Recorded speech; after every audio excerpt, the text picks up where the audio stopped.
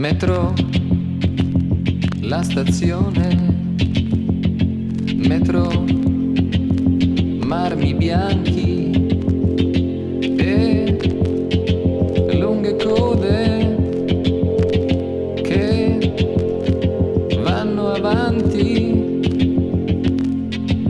un flusso che cammina, una comune direzione.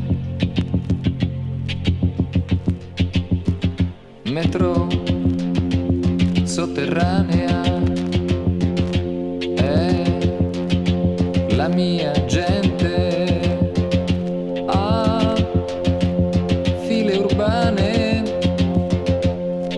racchiuse nella mente,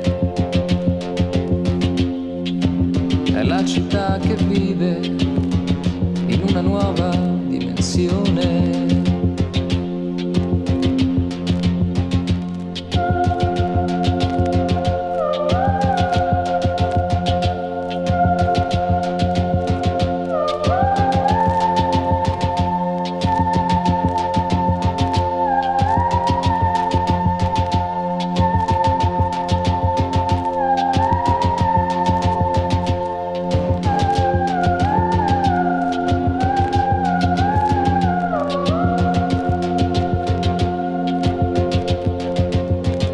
Metro, 20 anni ormai che noi viviamo qui.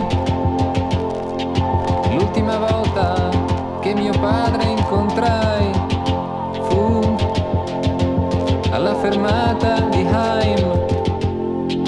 Aveva gli occhi stanchi e fari gialli sopra il viso. Metro, dov'è l'aria e le fabbriche che ho cercato su e giù per scale e corridoi e sordi marciapiedi